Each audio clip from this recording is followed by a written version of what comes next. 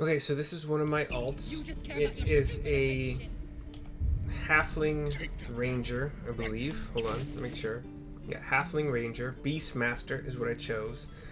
This video is going to be about the ranger's companion and the various options. So I'm going to make sure that I've saved, and I think I have, like, right, yeah. So, ranger's companion kind of takes... For some reason, I can't do Find Familiar. Maybe if I short rest, I could, but it's not saying that I need to short rest to do it, so I don't know. But Ranger's Companion is what we're talking about here. First off is Bear. So, the Bear has 19 hit points, 11 AC. Strength would be +2, Dex +0, Con +2, and Intellect -4, I think. Wisdom +1, Charisma -2. It has a passive called Praise Scent. The bear will deal an additional 1 to 6, so probably like 1d6. I'm guessing it's 1d6. To creatures marked by my Hunter's Mark. So I get the bonus damage from Hunter's Mark, and the bear also gets an additional 1d6. No resistances. No proficiencies. 30 feet of movement. Weighs 500, is considered large. Weighs 500 pounds and can carry 380, but from what I've learned, these companions on Warlock, for instance, cannot carry or pick up anything. The abilities: Claws is its normal damage attack, which is 1d8 +2 based on their strength. It's an attack. It's an action. And also Goading Roar, which does not have... It's a wisdom save. It's an action. There's a possibility that if they do not make the save, they will likely attack the bear for 2 turns. Okay. So that's all about the bear. I think it was 30 feet of movement speed. It's about all that is important as far as I can think of, as opposed to the familiar video I did. I think I have all of the pertinent and relevant and interesting stats covered there. Next up we have the boar. Wild pig kind of thing. Alright. The boar has 11 hit points, 11 AC, +1 strength, 0 dex, +1 con, -4 int, -1 wisdom, -3 charisma. Has the whole praise scent thing, so does 1d6 bonus damage to a Hunter's Mark people. No proficiencies. 30 feet of movement speed. Is considered medium. Weighs 160. Carrying capacity that doesn't have any effect on anything of 340.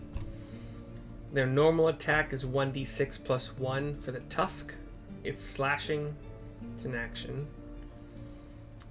Boar Charge is its action with no short rest or long rest, so it can be used as an action anytime you want to. It's a strength save against being knocked prone. Otherwise, it's a 30-foot range, so that they can boar charge from 30 feet away, doing 1d4 +1 slashing, attacking all enemies in the way and possibly knocking all of them prone. So if they're in a line, and I guess the question would be like, how wide is the line? But this does not tell me.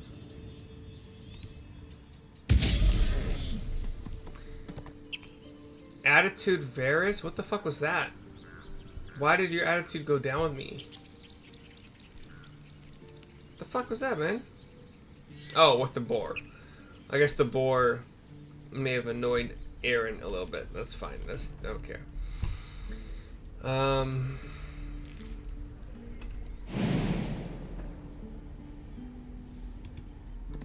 Whatever.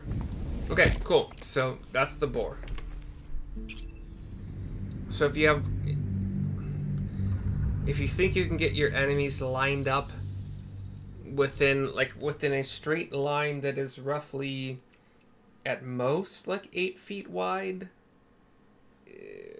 whatever, and 30 feet long, you can in theory boar charge through 3, 4, 5, whatever number of enemies and have a chance to do damage to all of them and knock all of them prone. Maybe. The wolf spider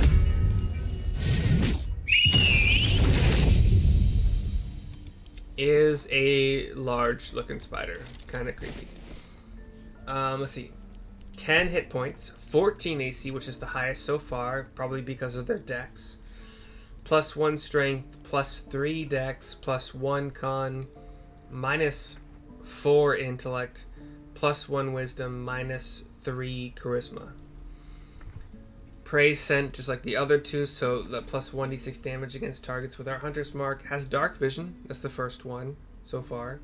And web walker, as most spider kind of things do.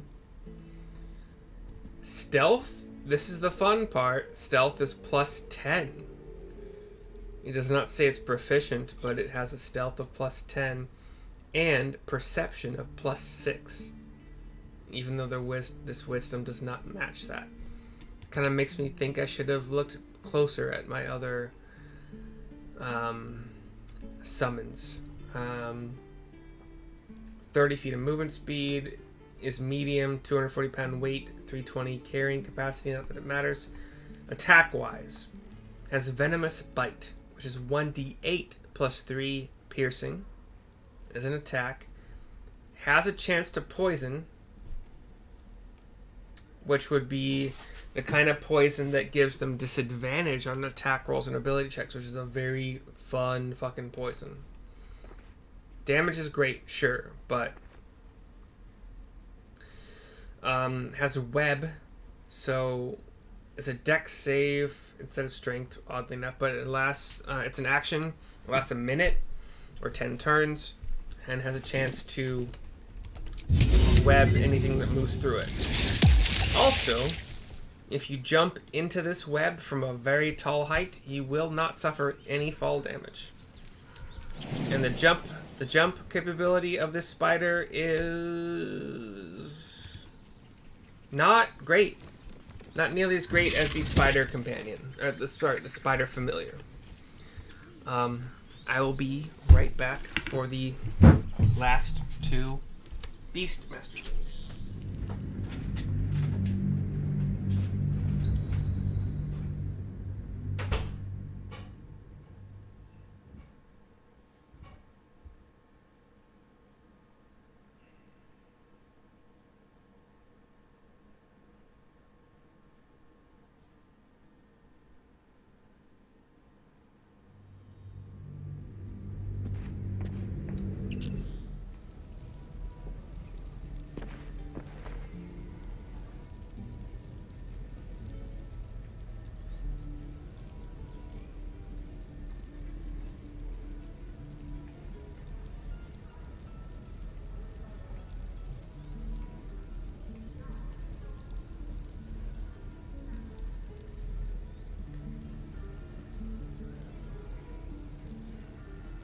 This is about your precious Baldur's Gate.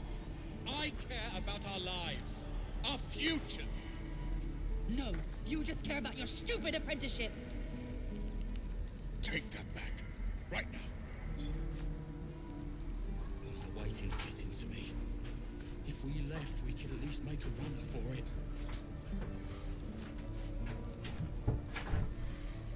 Alright, sorry. Had to pee. Back.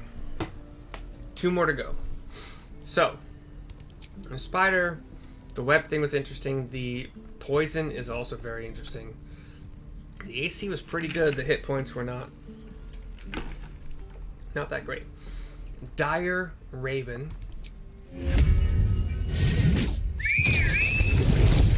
Hit points surprised me already. Cool. So, hit points 13. Also surprising, AC 16. Fantastic. Hit points, AC great. Strength -2, Dex +2, Con -1, Intelligence -4, Wisdom +1, Charisma -2. Okay? Praise Scent, just the same as all the other ones. An additional 1d6 against targets marked by my Hunter's Mark. Beak Attack is the basic action attack. 2d4 +2 piercing damage.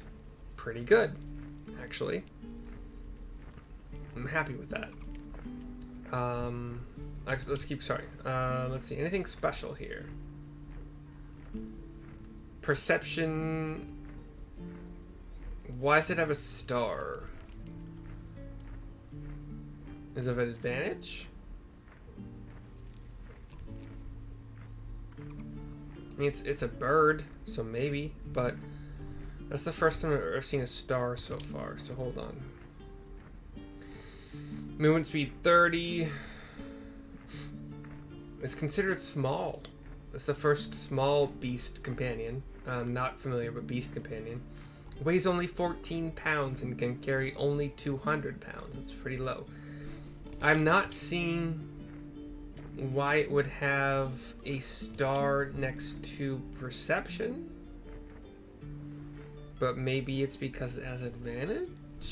He thinks maybe that's the only explanation I have for the star. I don't get it otherwise. Passives.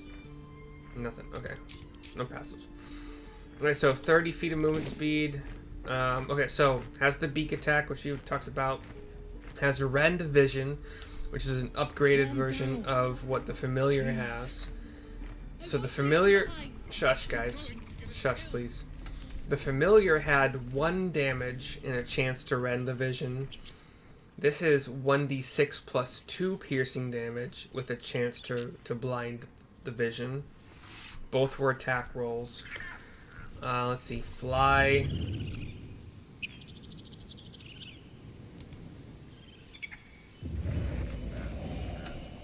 I don't think this fly is added. Oh, it's 60 feet worth of fly versus 30 feet of movement speed, right? So, hold on. 30 feet gets me here. Or flying gets me just about double. Okay. Okay. Okay. It's not quite double in my opinion, but okay. I could be wrong, but basically an upgraded, like a very upgraded version of the Raven Familiar. And also, if we're talking about basic familiars, I don't think the Spider was all that upgraded a version of the Spider Familiar. Better AC, better hit points, obviously. Probably better attack. I don't know. I haven't noticed any resistances on any of these guys that would be super enticing. Last but not least, the Wolf Companion. Lupus is his name. It's never Lupus. That's a big ass wolf, dude. I love it. All right, so +1, so 11 hit points, 13 AC. +1 strength, +2 dex, +1 con, -4 int, +1 wisdom, -2 charisma. Praise Scent, same thing, +1d6 on Hunter's Mark targets. Pack Tactics. So the creature has advantage on attack rolls against a target if one of its allies is within 10 feet of the target and isn't incapacitated. So a better chance to hit if even one of your allies is in melee range. Again, has a star next to stealth and a star next to perception. So is that advantage, or is it like in certain cases? It's super annoying that this is not explained anywhere at all. Very annoying. 30 feet movement speed, is considered medium, weighs 120 pounds, carrying 320. Okay. Attack wise, bite is 2d4 plus 2 piercing, which is pretty good, especially considering that they have advantage if if an ally is nearby. Jump doesn't seem to add anything special. Hold on. 30 feet movement speed.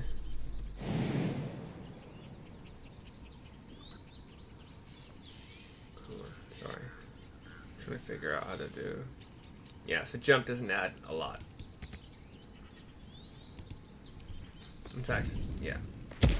Anyway, sorry. The lunging bite does not seem to give any range to the lunge, which is weird for the title of lunging, but whatever.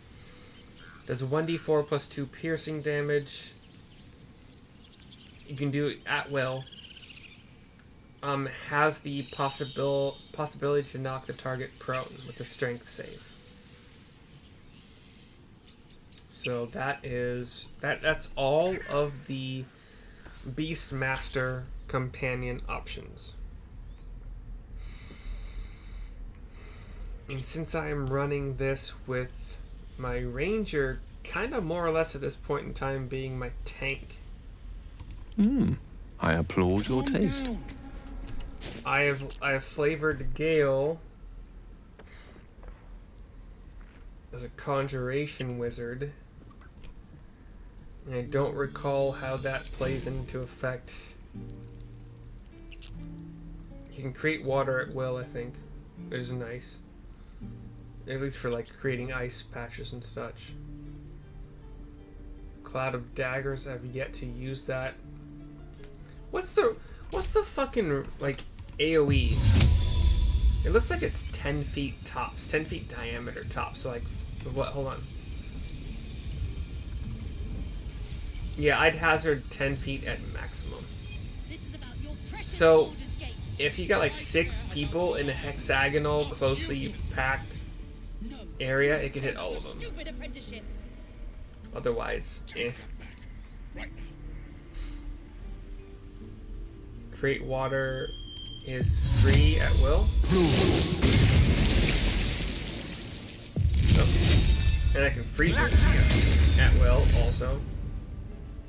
Oh, sorry, it's not at will. It's once per short rest. It's free.